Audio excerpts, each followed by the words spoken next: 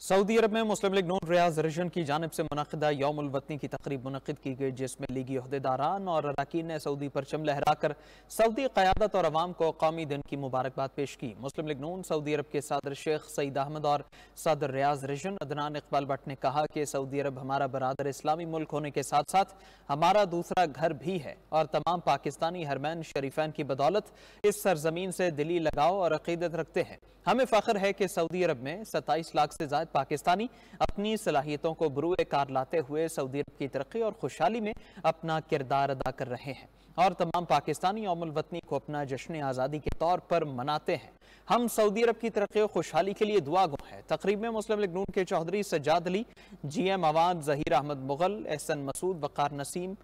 इलियास रहीम मखदूम, अमीन ताजिर समेत दीगर ने खिताब किया, जबकि आखिर में सऊदी अरब के यौमुल वतनी का केक भी काटा गया।